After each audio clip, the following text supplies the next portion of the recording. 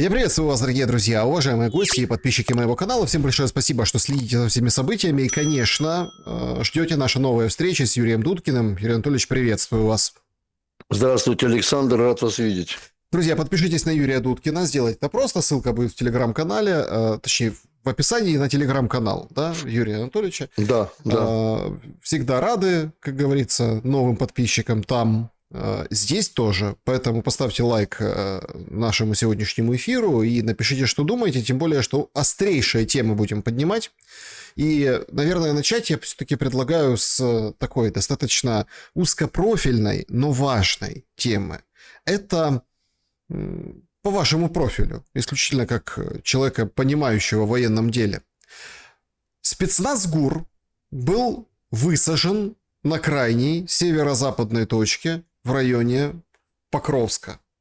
Эта зона контролируется российскими войсками, причем сначала это все как бы понесли, что вот смотрите, ничего они не контролируют, а потом немножко больше стало информации, и, в общем, понятно, что все контролируется, потому что вот так называемые есть дроны-ждуны, они вот чуть ли не первыми зафиксировали подлет черных ястребов, специфического достаточно транспортного средства, вертолетов. 11 человек фигурируют, может больше, около 20. В общем, это все как бы не суть. Вопрос в другом. При таком соотношении сил и средств, при такой плотности огня, мы понимаем, что высадиться в другом месте они просто бы не смогли. Однако до сих пор непонятно, зачем нужна была эта операция. Ведь тем количеством даже спецназовцев ГУР никакие задачи не решить. Устанавливать флаг какой-то, ну, как знаете, прорвись, установи флаг, а потом его собьют, тоже вроде бессмысленно, потому что ты рискуешь достаточно, дорогой техникой, вертолетами. В общем, до сих пор все гадают, что это за спецназ Буданова такой и зачем это нужно в картине боевых действий вокруг Покровска. Дело в том, что я очень сомневаюсь, что это действительно была высадка. У меня в этом есть очень большие сомнения. Это первое. При тех средствах противовоздушной обороны, которые там развернуты российскими вооруженными силами, подобное практически невозможно. Это первое. Второе, то, что на днях, буквально сутки назад, Владимир Путин предложил украинскому руководству вариант в отказ на то, что украинцы из ВСУ сдаваться в плен не собираются, посетить это место боев, это место конфликта иностранным журналистам. На что Украина категорически дала свой отрицательный ответ. И это наводит на мысли, в первую очередь, это наводит на мысли немецких журналистов. Как ни странно, да? Есть такой Теодор Шварцкопф, который работает, кстати, работал ранее в Киеве, теперь он работает в Москве. Он говорит, я жду решения российского руководства, чтобы меня туда допустили. И он подозревает, что украинское руководство, дав тем самым такой категорический ответ на посещение зоны боевых действий международными журналистами, лишь одним, он объясняет это лишь одним, что Украина подготовила уже тот будущий резонансный объект, который будет свидетельствовать о зверствах российских военных. Как это было в Буче, к примеру. То есть, что-то затевается там. Поэтому вот эти все доводы о том, что там какие-то произошли высадки, что там нет никакого краха, что украинские военные продолжают контрнаступать, и 26 контратак, которые уже были, они все отбиты. Причем отбиты жесточайшим образом. Там погибла уже куча людей. И остается в окружении вместе с Купянском до 10 тысяч солдат украинских. Сейчас, наверное, уже и того меньше. Поэтому все вот эти вот как бы идеологемы о том, что ничего не все, ничего не пропало, у нас все нормально, у нас все хорошо, это озвучивает и Зеленский, и его, значит, свита о том, что все хорошо. И последнее, что я по этому поводу хотел бы сказать, что я в прошлый раз с вами разговаривая, мы тоже касались этой темы, и я говорил о том, что в принципе уже двух городов, а вернее не двух, а трех, это Красноармейск, Димитров и Купянск, их судьба уже решена. То есть сейчас идет, ну, как это говорится, при ведении дипломатических каких-то переговоров, да, сейчас идет такая игра, скажем, слов на международной арене, да, возьмут, не возьмут. Вот кто считает, что не возьмут, да, ну, я не вижу в этом никаких, скажем, противоречий. Эти города будут взяты. Вы же помните, что было, что творилось под Мариуполем, да? Когда тоже тысячи солдат ВСУ, азовцев, вот, находясь на Азовстали, в таком же положении, в строжайшем, засекреченном тоже укрепрайоне, потому что Азовсталь была еще при Советском Союзе построена с таким расчетом, что их подземные сооружения этого комбината могли бы выдержать и атомную бомбардировку этого района. И действительно, там находилось большое количество украинских войск, но когда пошли бомбежки, скажем, теми же ФАБами Азовстали, живой человек в таком адовом огне находиться не может. То есть это все равно, что надеть на голову ведро и бить этой палкой по этому ведру. То есть это очень неприятная штука. Поэтому что предпримет российское руководство в данном случае, да, тяжело сказать. Тяжело сказать еще и потому, что мы не можем рассчитывать на те какие-то вытекающие периодически слухи, что предпримет украинское командование, что предпримет российское руководство. Я все-таки ожидаю, что Зеленскому деваться будет некуда. Об этом осведомлены, о положении украинских войск в этих городах осведомлены его иностранные кураторы. Вот, и, простите меня, тысячи жизней, которые там сейчас находятся в этой западне, это даже не 100 человек и не 10 человек, которыми можно пожертвовать с легкостью, так сказать, да. Его также, очевидно, заставят, как это было и в Азовстали, все-таки вывести этих людей, сдав оружие и подняв руки вверх, сохранив тем самым жизнь. А потом произойдет обмен, как это было и с азовцами теми же. Вот, потому как деваться-то некуда.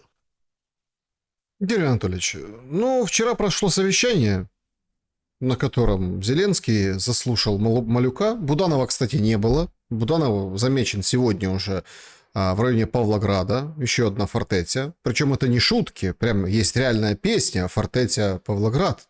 И там поют по-украински хорошо, флешмобы танцуют в тиктоках женщины. И, ну, некоторые увидели в этом политику, некоторые, собственно, другой аспект, что вот эта неудача, да, а там, понятное дело, до сих пор непонятно, в чем была задумка этих вертолетов с этой высадкой. Руководитель Буданов, ну, если город падет, ну, или когда он падет, в общем, понятно, что это можно легко теперь прицепить на него. Сырский, заметьте, не отсвечивает нигде. Вот нет Сырского. Он пару дней назад вышел, сказал, как все хорошо под Покровском в интервью. Ну, собственно, и все. Вместо этого мы видим на авансцене Малюка, который, внимание, уничтожил 48 панцирей, 48% панцирей Российской Федерации. В Капустином Яру взорвали орешник. НПЗ перекрошил все. И характеристика положения дел по состоянию на вчера, вот когда вот собрали журналистов и провели вот это показательное совещание, слушайте, если они перед журналистами так общаются, то как они за закрытыми дверьми общаются? Ну, то есть, там не то, что некомпетентность, там не то, что какая-то вот, ну, вот базар-вокзал, понимаете? Серьезное же дело, острейшее положение дел на фронте. Причем на этом совещании Зеленский отмахнулся от Купянска. Говорит, все там хорошо. То есть Купянск, все нормально, нет там никакого окружения, все там всех деблокировали, в общем, подбросили резервов, все хорошо, то есть ситуация стабилизирована, зачищаем Купянск, говорит Зеленский. Как вам видится, почему вот такой верхний, ну, вот в верхнем эшелоне военно-политического руководства Украины, ну, вот такой состав акторов, почему вот так распределились роли? Молчаливый Сырский, там Буданов, которого там заслали, Малюк, который прям на авансцене и сияет блестящей игрой. У него спрашивают, что по Покровску? Он говорит, давайте поблагодарим. Ну, давайте поблагодарим. Уже вот, по-моему, сейчас самое время благодарить всех, кто защищал Покровск, понимаете? Зеленский, который говорит, понимаете, у нас доминирование, у них доминирование. Так две армии воюют. Как может у двух воюющих армий быть доминирование в FPV-дронах и в, ну, скажем так, в средствах поражения? Абсолютная некомпетентность. Как вам видится, почему именно так раскладываются роли, почему каждый из перечисленных высших руководителей, ну, вот так предстает перед обществом? Но они действуют по принципу Остапа Бендера. Помните, да, когда он говорил «побольше непонятного». Вот я эту фразу всегда приравниваю к украинской власти. Это было и при Порошенко тоже, но там тоже были идиотские заявления, хотя не было такой жестокой войны еще. А уже с появлением Зеленского, да, на украинском небосклоне и началом боевых действий между Россией и НАТО на территории Украины украинскими руками, то, безусловно, заявления идут сплошь и рядом сенсационные. И, как правило, их дают те лица, которые вообще не должны давать интервью. То есть у них такие должности, понимаете, что они являются носителями секретов высшего грифа. И они, что ни день, то раздают, так сказать, такие интересные данные вот, широкой общественности. Это смахивает на какой-то идиотизм, честное слово. Вот я никак не могу комментировать, значит, то, что выдает сумасшедший дом. Вот это не поддается комментариям для здравого смысла. Вот, потому как комментировать сумасшедших ну, невозможно. Это бесконечно, во-первых, это раз. Во-вторых, то, что им нужен хороший врач.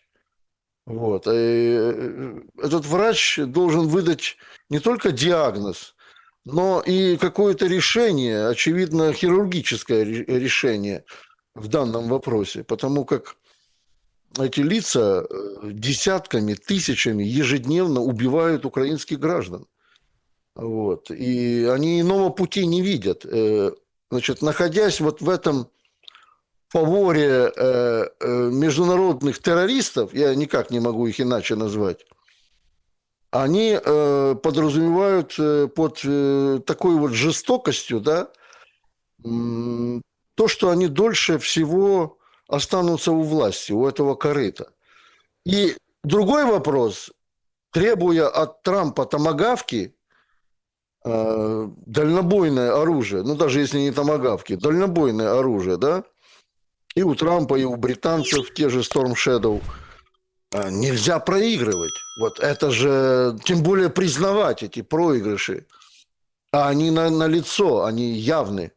От журналистов, даже иностранных, которые уже, ну, раньше, да, поддерживали, и многие из них поддерживают украинскую армию, вот, хотя и не говорят о каких-то зримых успехах, все равно поддерживают. Они на сегодняшний день уже устали. Они видят, что, ну, как-то их слушатели, их зрители не видят в этом правды, потому как есть другие альтернативные источники получения информации. Мы живем в 21 веке, и информация не является по какому-то конкретному случаю такой уж дефицитной. Хотя, конечно, военную информацию добыть сложно. Еще раз повторю, из-за специфики этой работы, этих действий, ни планы российского командования, ни планы украинского командования, они доподлинно неизвестны никому.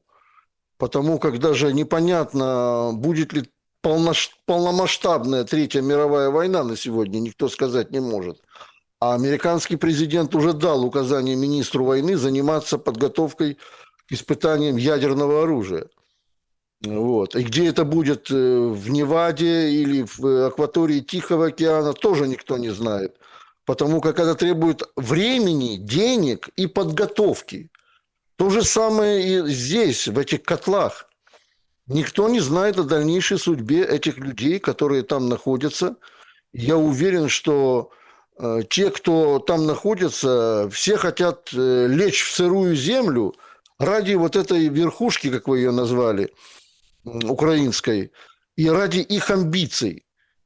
Многие из тех солдат, которые сегодня в окружении, я уверен в этом, готовы сдаться, лишь бы сохранить свою жизнь. Вот прямой пример такой был. Дня два назад 12 украинских военных покинули в районе Красноармейска из окружения, пытались выйти, их вели дроны, российские дроны. Сейчас это, в принципе, возможно. Но такое новшество есть, да, на фронте. Дрон подлетает через громкоговорящую связь, объявляет о том, что он готов вывести тех или иных солдат украинских из зоны боевых действий. И солдаты, значит, сбросив амуницию и оружие, идут за этим дроном. Так вот, из 12 человек, которые согласились выйти, 9 погибло. Их добили украинские дроны. То есть это уже не сказки, это уже повсеместно. Если не, скажем, нацисты, которые находятся во второй линии обороны и стреляют в спины украинским солдатам, пытающимся сдаться, то дронами добивают, дроноводы украинские добивают своих же таким образом. Ну, вот вам новый лик войны на сегодняшний день. А еще раз повторю, их около 10 тысяч в окружении. Поймите, что, в принципе, и терпение у России в этом случае, которая предложила добровольную сдачу. Хотя даже вот с точки зрения, скажем, военной, да, я усматриваю, почему так долго кольцо не смыкается между Димитровым и Красноармейском. Да потому что оставили специально вот этот маленький, скажем, ручеек, да, такой, шириной в 2 плюс 2, 4 километра, чтобы украинские военные, готовые сдаться в плен, или просто выйти без оружия, да, уже согласны даже россияне на это, пусть, говорит, уходят, только без автотранспорта и без оружия. Пусть выходят даже на территорию Украины. Даже в этом объявляют некоторые российские командиры свое решение. Ну, скажем, это своего рода, я лично от себя это говорю, это своего рода милосердие. Вот как бы это ни звучало, значит, странно и смешно, может быть, кому-то, но русские проявляют некое милосердие к украинцам. Это видно и потому, как украинские солдаты, когда сдаются в плен, да, их никто, по сути дела, не применяет к ним такие методы устрашения, избиений, которые применяют, например, украинцы. Ну, эпизоды разные есть, Юрий Анатольевич. Разные, конечно, Смотрите. эпизоды есть, но в основной своей массе, и я это тоже знаю и от первых лиц, в первую очередь накормить пытаются и напоить людей, дать воды. Потому как люди там действительно на сегодняшний день в окружении голодают. Нет продуктов питания у ВСУ. Пути снабжения все отрезаны. Разве это не явно? Это явно. Окружение есть окружение. Находясь в окружении, люди пытаются выживать, и, естественно, голод не тетка. Едят все, что попало. Когда попадают в плен, и им предлагают даже какие-то говяжьи консервы с кашей. Они с огромным удовольствием это едят. И поймите правильно, Александр, что, опять же, человеческая психология такова, что в первую очередь человек пытается, за редким исключением, в любых условиях выжить, а сохранить свою жизнь. Если этот человек, конечно, психически здоров и не находится под психотропными аппаратами. И такие случаи, да, милосердия, очень здорово людям запоминаются на всю жизнь. На всю жизнь. Им оказывается медицинская помощь, разве это не так? Я сравнивал много уже раз на протяжении этих 3 лет ведения войны, какие бывают, приходят на обмен российские военные, да, и какие украинские. Это 2 большие разницы по их даже внешнему состоянию. Ну, смотрите, тут как бы вопрос спорный, потому что найдутся те, которые, ну, в общем, противоположной точки зрения. Дело даже не в этом. Дело в том, что эти все разговоры мы ведем не для того, чтобы там сказать, что кто-то хороший, кто-то плохой, кто-то такой, кто-то сякой. Война – это тяжелая история для обеих сторон.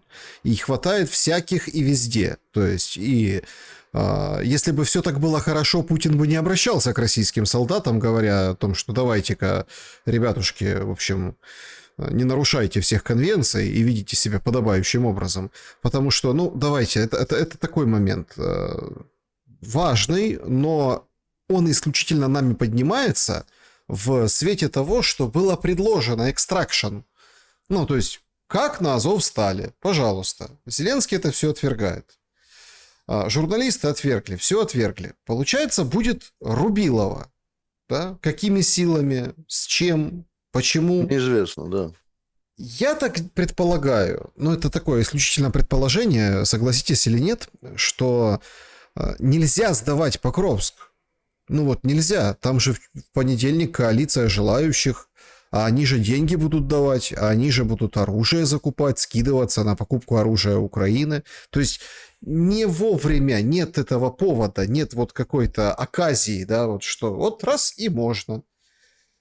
Как вы думаете, европейцы, которые сейчас вообще не понимают, где деньги брать на Украину, а это правда, пресса вся пишет европейская, что, ну, если не из российской кубышки, то простите, да, то есть неоткуда. Пойти с шапкой по национальным бюджетам, сразу народ еще больше, он недоволен, еще больше взбунтуется. Юрий Анатольевич, смотрите, вот когда мы видим вот эту жутчайшую трагедию Покровска, когда мы оцениваем ее, как отмахивается Зеленский от Купянска, мол, там все хорошо, как страдают и гибнут, а ведь это все измеряется в деньгах на 2-3 года. То есть дайте денег. Как вы думаете, дадут ли и хватит ли, успеют ли? Ну, во-первых, я хочу вам возразить по поводу того, что сдавать, не сдавать Покровск. Нас об этом не спросят, скажем так. Ни те, ни другие. А все идет к тому, как я и ранее говорил, что он будет сдан. Красноармейск будет сдан, как и Димитров. И кольцо окружения, оно захлопнется. И вот что будет тогда, как вы сказали правильно, будет Рубилова. То есть будут просто такие, еще раз говорю, высокоточными средствами добивать те скопления украинских войск, которые там находятся. Хоть под землей, хоть над землей. И тогда будут колоссальные жертвы. Вот тогда уж точно будут колоссальные жертвы. Поэтому я прекрасно понимаю, о чем вы говорите, но я не смогу согласиться с тем, что на военные преступления пошли не российские власти, потому что, как вы правильно заметили, идет война, а украинские. Не пытаясь сохранить жизнь своих граждан, Они любой ценой хотят выиграть на международной арене вот этими баснями о том, что мы все равно победим, даже если весь украинский народ ляжет в землю. Это вина украинского руководства. Это не противника вина. Противник добивается своих целей, и он их добьется. А вот то, что делает украинское руководство, да, незаконная вот эта власть нацистская, она уже давным-давно себя проявила и продолжает идти тем же курсом. То есть никто не собирается, скажем, уже сегодня говорить о переговорах, о которых так долго было сказано и много было сказано. Долго говорили об этих переговорах. Вот. Уже никто не говорит об этих переговорах. Сегодня уже даже еще, там уже в Америке, да, главным, скажем, бенефициаре этой войны озабочены другим. Перещеголять в ядерном смысле Российскую Федерацию. В Лондоне, в Европе, те, как были, рассматривали в планах, скажем, Украину как полигон для войны с Российской Федерацией. Так они и рассматривают. То есть никто не говорит о переговорах каких-то, о том, чтобы на глобальном уровне прекратить эту войну.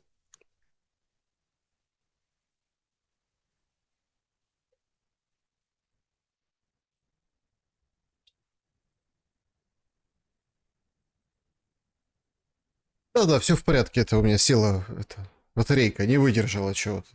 Можете Не продолжать. выдержала душа поэта. Да. Ладно. Поэтому переговоры в планах Запада с Российской Федерацией на сегодняшний день полностью отсутствуют. И речь идет о том, лишь о том, как должны выглядеть ВСУ и украинское руководство на фоне этой войны.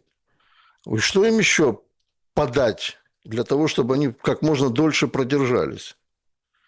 Вот. Что касается там снабжения деньгами, да, как вы говорили, ну, деньги имеют очень такое нехорошее свойство. Сколько бы их ни было, они заканчиваются. И плюс ко всему, что самое главное, это, я так полагаю, в планах было в самом начале, в планах Владимира Путина, брать измором и Запад, и Украину. То есть заканчиваются люди. Кроме денег на Украине заканчиваются люди. А дальше что?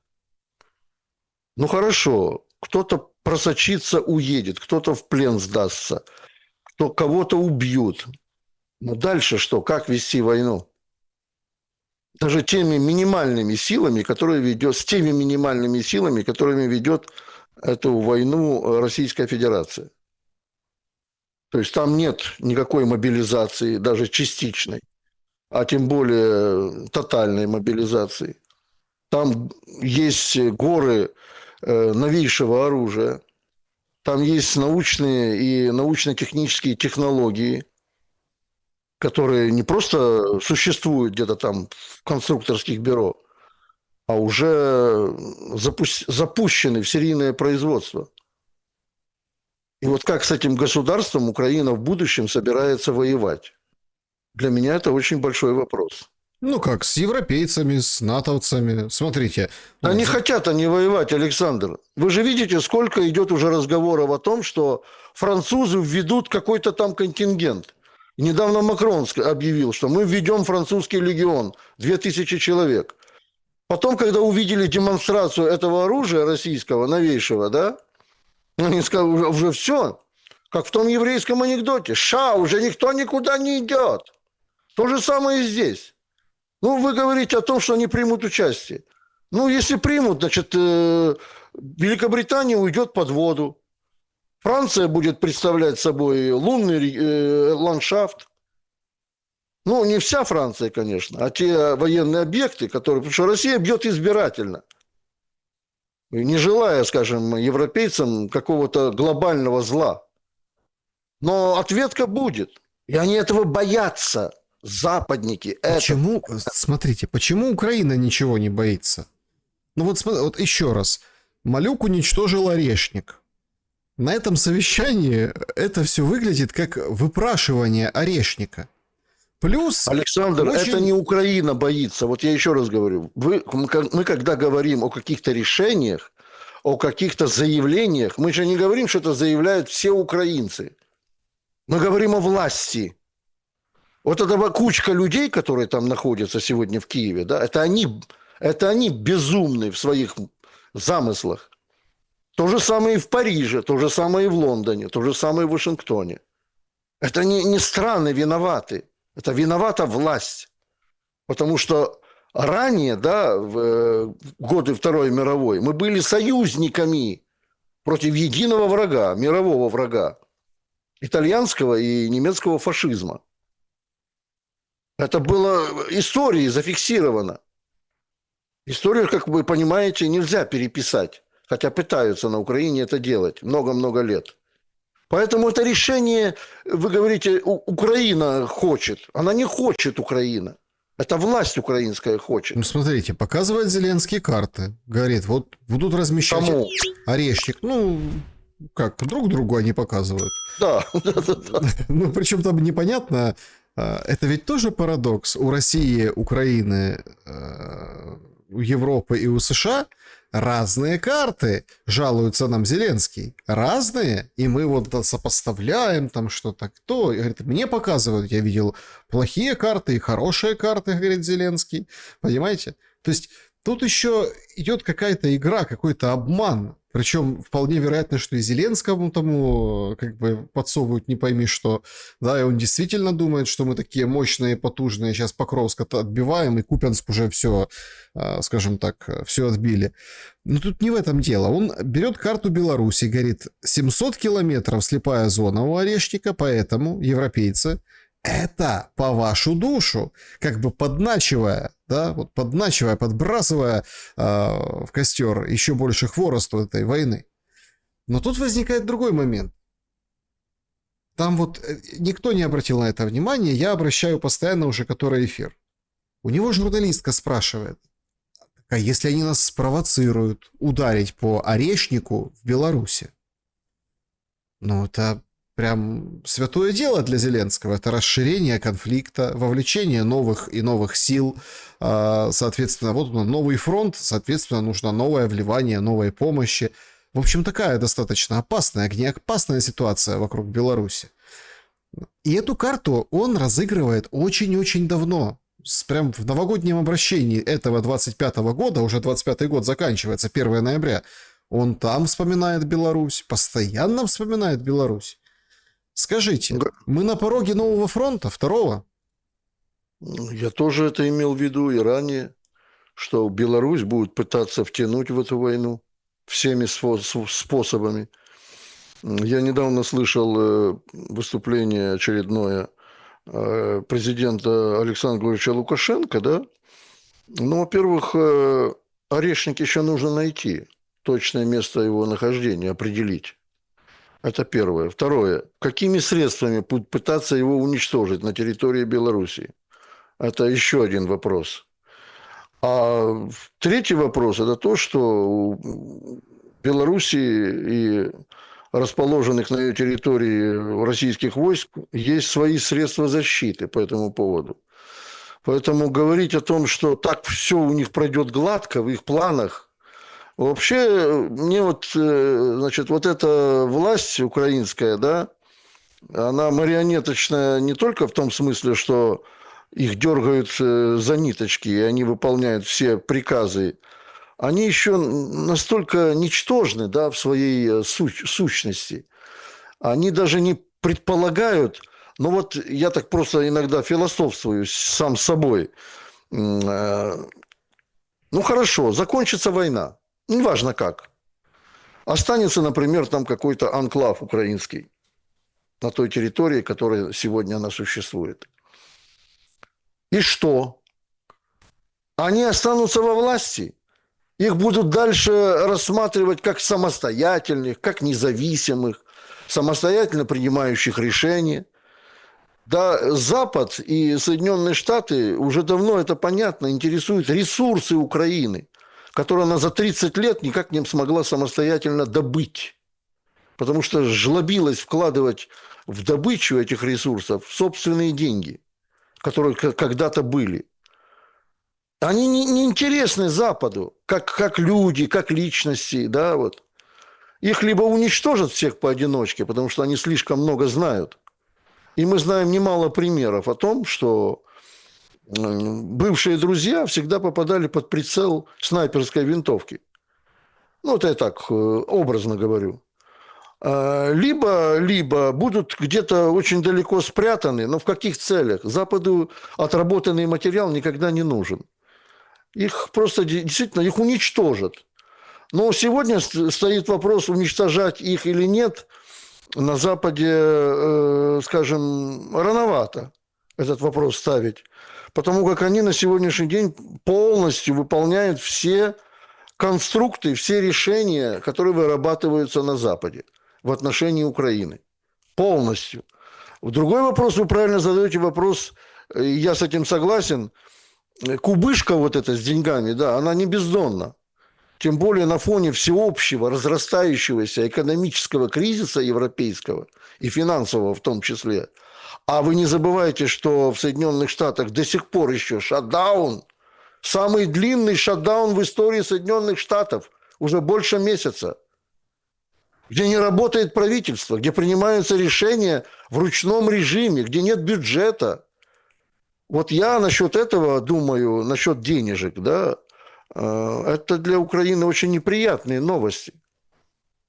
Для украинского руководства. Я в этом случае беру только вот эту кучку этих людей. Для них это очень неприятные новости. Поэтому исследуют всевозможные бредовые, как говорится, новости, да, как из рога изобилия.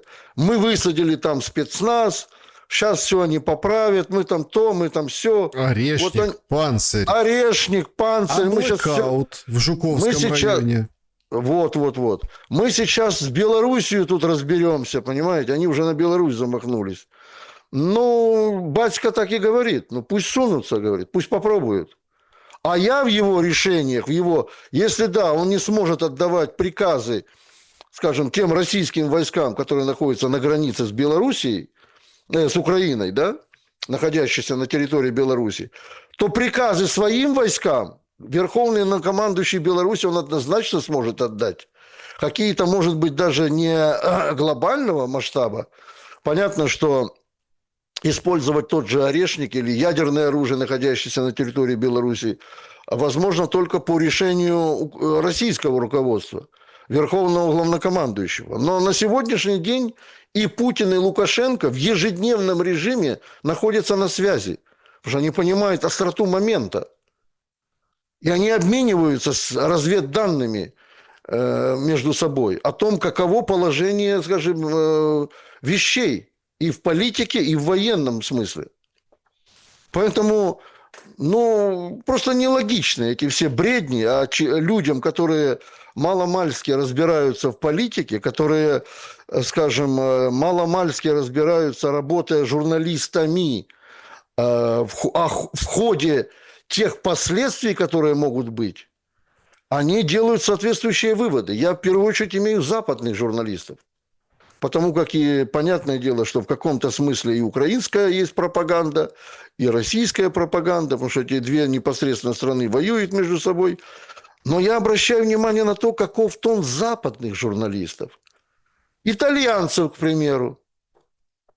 Я вот просто поражаюсь мастерству итальянцев, которые всеми правдами и неправдами проникают на линию соприкосновения и добывают такую ценную информацию для себя, и они потом ее публикуют. Если некоторые средства массовой информации подконтрольные государству не публикуют ее, то они это распечатывают и распространяют способом интернета, через интернет. Там действительно есть очень интересные статьи, такие, знаете, интеллектуальные. Это все делают западные журналисты. Я уже не беру там того же Юлиана Рёбке, да, известного немецкого журналиста, пропагандиста, который действительно ранее полностью поддерживал Украину, неоднократно бывал в Киеве, вот, и на сегодня его прогнозы печальны. Сохранять Покровск или Красноармейск, как вы говорите, сам Рёбке говорит, это преступление против собственных вооруженных сил. Это преступление. Он называет это открытым текстом. То есть людей всегда в таких ситуациях либо нужно заранее выводить, было, либо на сегодняшний день, сохраняя им жизни, дать команду сдаваться. Понятное дело, что давать команду сдаваться не прописано ни в одном военном уставе мира. Не прописано это. Но мы сегодня находимся в условиях современной войны. Мы все с вами. Мы прекрасно понимаем силу тех средств, которые обладают стороны, да, и как эти средства могут повлиять на конечный исход того или иного участка фронта. А где конечный исход? Ну вот смотрите, сейчас говорят я говорю сейчас о том, что есть. В двух котлах. Конечный их исход. Смотрите, каков? конечный исход, говорят, минимум левобережья со стороны Российской Федерации. А кто говорит? Ну, есть, в общем, по Анкориджу было согласие, что ВСУ отходит из Донецкой области, и, в общем, там линия фронта какая есть, вот сейчас, это вот якобы пишут об этом. Но это уже в прошлом, и теперь Россия говорит, ну, Донецкая область в любом случае, ну, там минимум левобережья, а то и на правом берегу. Ну, то есть это вот так, собственно, подается, да, теперь. Именно эти условия взбесили якобы Рубио с Лавровым и, в общем, сорвали встречу в Будапеште. Правда, отец Илона Маска говорит, что ее сорвали не совсем как бы Рубио, да? Оружейники сорвали. Оружейники, мафия оружия, которая, вот, собственно, выгодополучатель этой войны. Но мы сейчас приходим к очень интересной диспозиции. Вы томагавки вспомнили выше. Действительно, CNN со ссылкой на источники говорит, опять возвращается тема томагавков. Снова. То есть букмекеры говорят, о, поднимаются ставочки, томагавки дадут. Но судя по тому, что происходит вокруг Венесуэлы, Юрий Анатольевич, как бы вырисовывается интересная картина. Значит, Украине будут обещать томагавки, чтобы угрожать России, а Россия будет обещать, поставлять, письмо же Мадуро было ракеты для Венесуэлы, чтобы поражать американцев. Вот такой новый формат Карибского кризиса на пороге. Что вы об этом думаете? Надо упомянуть еще следующее. Плюс к тому, что вы сказали. 4 дня назад между Венесуэлой и Российской Федерацией подписан договор о стратегическом партнерстве. И я в этом нахожу печальные моменты для Соединенных Штатов Америки. Вы же видите, что Трамп на наземную операцию никак не может согласиться. Хотя его подталкивает там этот Deep State, или, как я их просто называю, американская буржуазия. Вот. Это Deep State, это такое новое словечко. И его подталкивают к этому. Но он понимает прекрасно, что если он туда залезет, горы гробов пойдут в Штаты. И мало того, я думаю, что и Китай, что немаловажно, а там находятся китайские нефтяные добывающие компании в Венесуэле. И Китай, и Россия поддержат Венесуэлу всеми силами и средствами. Так что не так стало, всех гадалось, как говорят в Украине. Вот. Пусть себе там рассказывают сказки некоторые, которые говорят о том, что да, Соединенным Штатам скинуть Мадуро на раз-два. Ведь дело все не в этих наркотиках. Это уже ежу понятно. Что прежде всего хотят сбросить самую богатую нефтяную страну мира, сбросить руководство этой страны с пьедестала и поставить свою марионетку. Неважно, это Гуайдо или очередная там какая-то, как она там ее зовут сейчас, Мария Мачадо, да, вот это очаровашка. Это впервые в мире, когда лауреат Нобелевской премии мира призывает к войне. Да. Это вы точно подметили, кстати, да. Вот. Ну а что, Обама разве лауреат не был таким? вот, который просто-таки с легкостью отдавал приказы бомбить Ливию и Сирию. Вот. Но, тем не менее, он стал лауреатом. Поэтому решение Трампа по поводу наземной операции на сегодняшний день как-то... Вот они все стоят на низком старте, да, там американцы в море. Но уже не раз они фиксировали присутствие там и российских подводных сил, вот, и прекрасно понимают, что если что, договор о стратегическом партнерстве, он сработает, уверяю вас.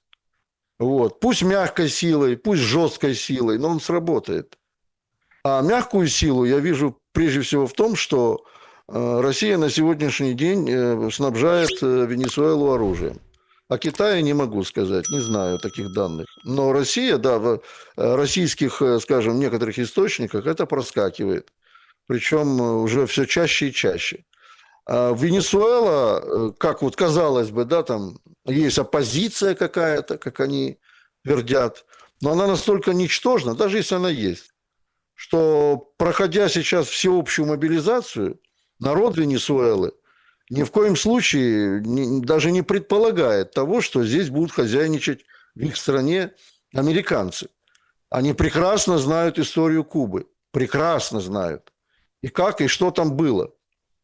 Вот. И лишь только благодаря СССР, да, Куба смогла выстоять в этой борьбе. Да, конечно, получив блокаду на 60 лет. Но, тем не менее, еще раз повторюсь, что венесуэльский народ не видит альтернативы в том, чтобы противостоять такому гиганту, как Соединенные Штаты Америки. Не видит альтернативы. Вот. И они считают все то, что и находится в недрах их страны. Да, конечно, венесуэльцы бедно сейчас живут. И они считают, что те недра, которые у них есть, со временем принесут им хоть какое-то благосостояние.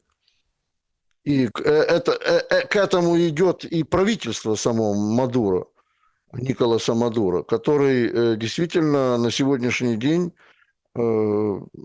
очень лоялен ко всем решениям российского руководства. Он и поддерживает и СВО, вот, и получает и финансовую помощь тоже. Причем, я думаю, эта помощь финансовая, она будет безвозмездной. Ну, может быть, да, там какие-то будут взаиморасчеты той же нефтью. Вот. Но на сегодняшний день Венесуэла уверена в себе. Поэтому, говоря о том, насколько вероятно вот эти вот, как я их назвал в интернете, тщеславные бредни Трампа, да, вот в прямом смысле этого слова, он настолько человек тщеславный, что иногда, хотя казалось, да, он и имеет какой-то и политический опыт уже, но вот это шоуменство его, вот эта торгашеская жилка, они работают против него. В политике это невозможно.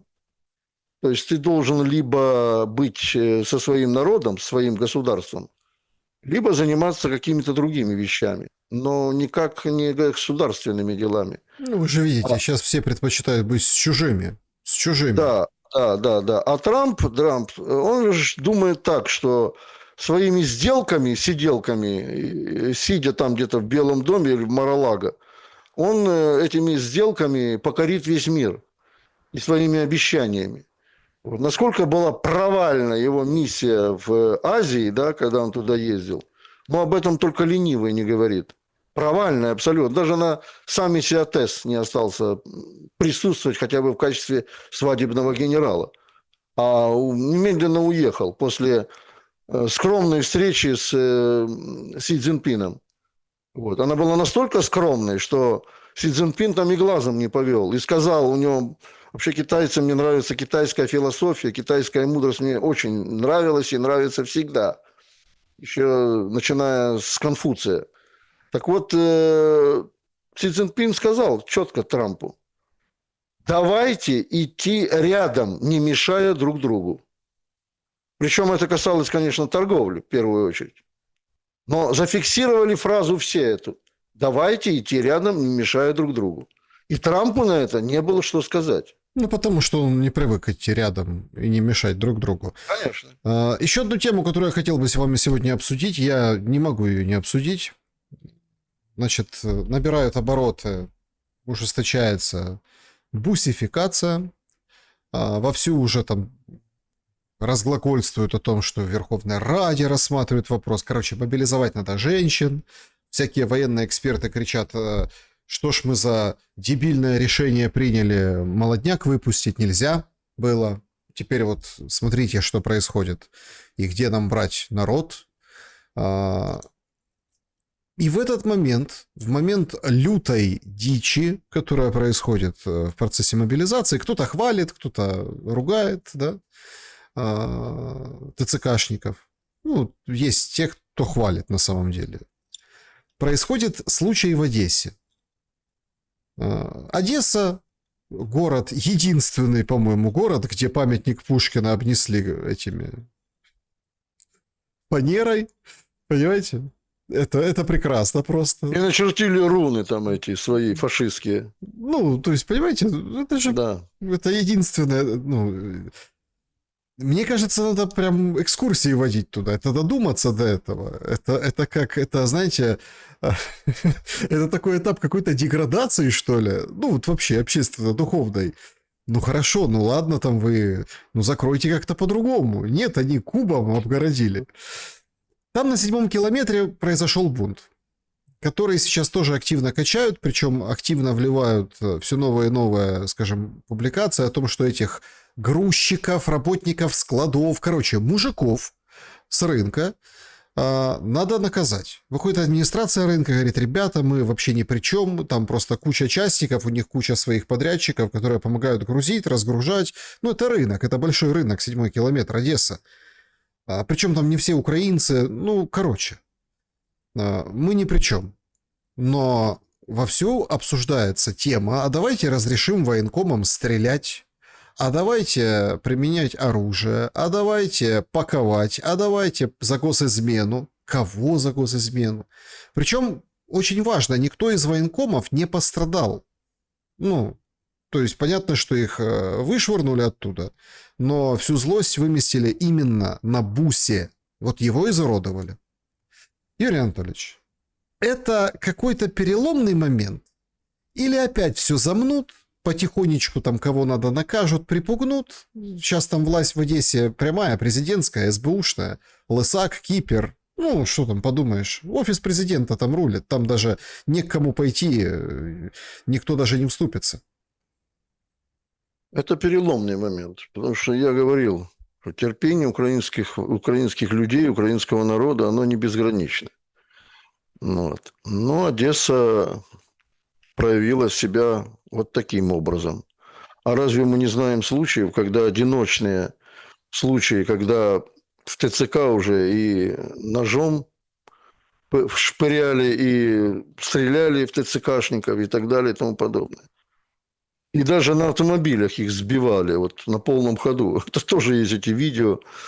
Но это говорит о том, что, еще раз повторю, терпение у народа не безгранично. Вот. Я бы не хотел делать какие-то прогнозы идиотские по этому поводу. Это не в моей, так сказать, компетенции и не в моем амплуа. Но противостояние будет нарастать. Ну, это ясно. Тех людей, которых еще не спаковали, да, они будут думать и дальше, ну, как же появиться-то на улице, когда тебя могут, как вы сказали правильно, и расстрелять. Просто вот ни за что. Только лишь потому, что ты не хочешь идти в ТЦК и воевать. А поэтому тебя можно убить на улице прямо. Вот я еще раз говорю, я повторю вопрос, наверное, может, я его озвучивал. Меня иностранные журналисты вот спрашивают тоже, а в чем смысл действий ТЦК? Если они пытаются убить своих людей в тылу, прекрасно понимая, что когда они даже его отправят на фронт, он все равно будет убит. А какой смысл тогда его здесь убивать? В тылу. Где же цели этой операции гениальной? И эти вопросы действительно для меня, ну, такие, что я, во-первых, испытываю неловкость страшную, и, во-вторых,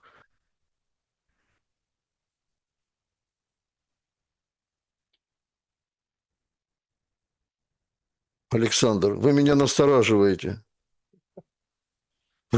Вы меня настораживаете. У меня такое впечатление, что вы сейчас с какой-то двери в моей квартире зайдете и скажете «Хальт». Ой, да это то же самое все. Продолжайте, Кошмар, пожалуйста. кошмар. И вот, говоря о том, что до какой же степени дойдет терпение в дальнейшем украинского народа, да, который прекрасно понимает, что в любом случае он может быть убит. Не просто там затолкан и повязан в этом бусике, в этом автобусе, но просто будет убит. То есть право на уничтожение собственных граждан выдает само украинское руководство. Понимаете, в чем парадокс? Вместо того, чтобы по Конституции, когда государство защищает гражданина Украины, в любом смысле, его права и так далее и тому подобное, это государство, ну, они сейчас это все, значит, статьей 64 мотивируют, что при особых условиях некоторые права могут быть дезавуированы граждан. Ну, Ну, вы же хорошо. видите как. Ну, Ну, причем... хорошо, но право на жизнь, это в Конституции статья 33 говорит, любой человек имеет право на жизнь. А раз он имеет право на жизнь, значит, должны работать вот те дармоедные суды украинские, которые должны выносить решения по этим вопросам, если человек не хочет воевать. То есть это должна быть строго выстроена система того, как воздействовать на украинских граждан, но не путем их убийств. Ну, Причем беспрекословный. вы же видите, как разворачивается кампания вот это. Это же просто что-то. Это тотальная какая-то дичь.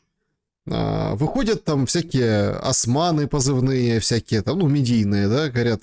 Там новость прошла, что неподконтрольные территории украинские, которые включены в состав России, причем там интересно, что и Харьковская область тоже, вот эти куски, они включены в округ российский, военный. Соответственно, уже разгоняют историю, что на этих территориях мужчин будут призывать, мобилизовать. Ну, вот всех.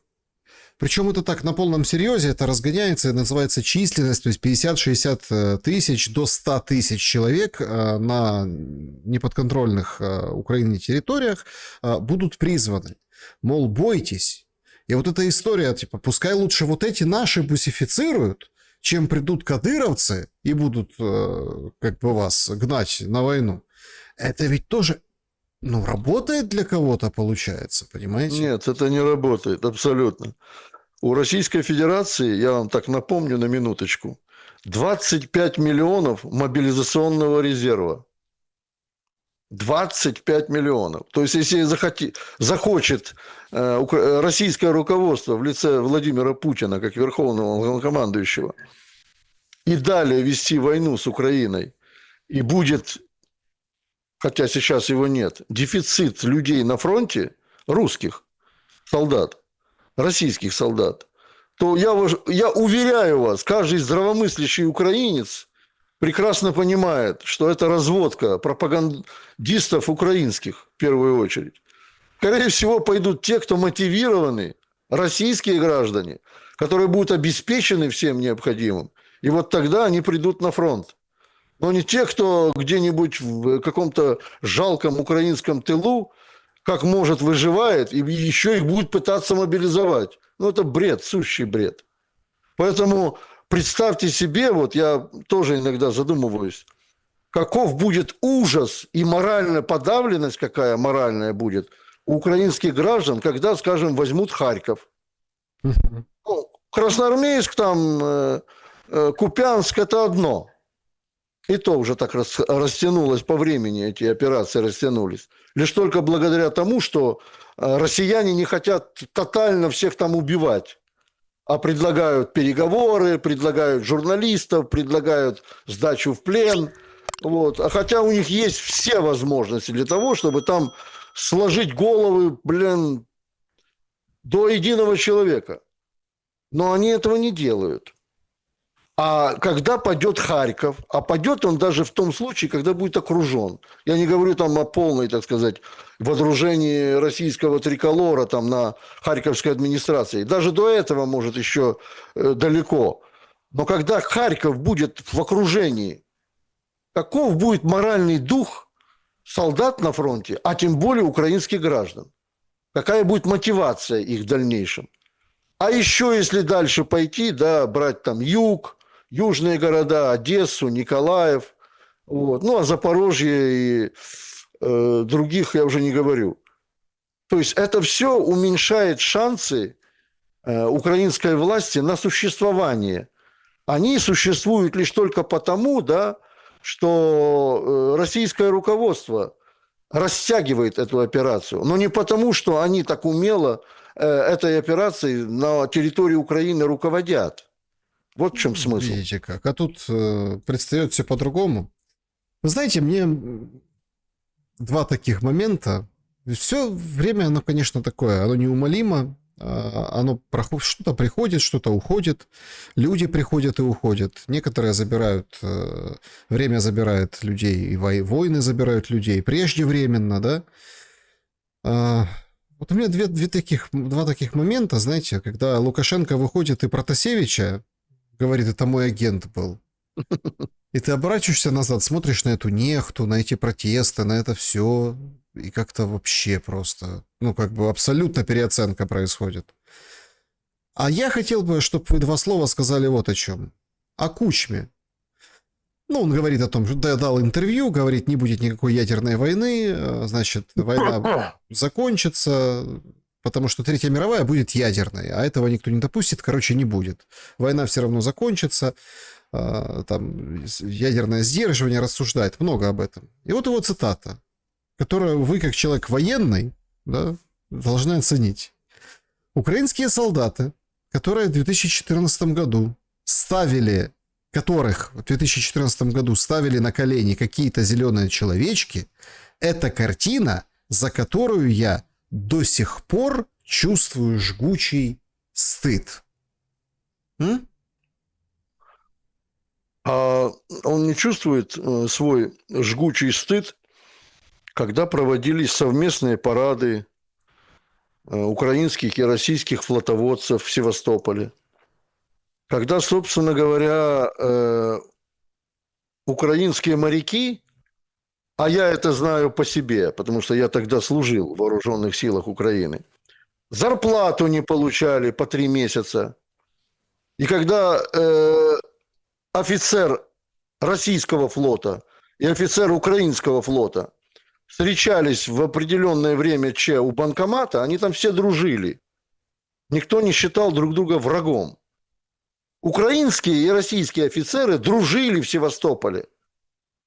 И они, встречаясь у банкомата, получали разную зарплату. А украинский военный вообще мог не получить, потому что ему выбивала надпись на мониторе банкомата, что средств нет. Вот он про это не хочет вспомнить, господин Кучма, про то, как он провально был председателем вот этой межведомственной комиссии во время существования Минских соглашений. И делал все, кстати, я подчеркиваю, подыгрывая Геращенко, Порошенко, в том, чтобы переговоры всегда заходили в тупик. Не решались переговоры. Он прекрасно знал планы западников, что Минские соглашения – это обман. У него хорошие есть связи и через зятя своего с Западом, ну вот, и через другие источники. Он все прекрасно это понимал. И то, что он является отцом украинских олигархов, которые через залоговые аукционы приватизировали за 1 гривну стратегические предприятия Украины. Ему за это не стыдно? Подонок он и негодяй. И пусть он доживает свой век в Монако, где он сегодня живет, счастливо и благородно, со счастливой старостью, а не лезет давать интервью куда-то, потому что украинские граждане не забыли, что такое кучмизм. Вот на этом все, Саш. Юрий Дудкин был моим собеседником сегодня. Благодарю за время и мысли.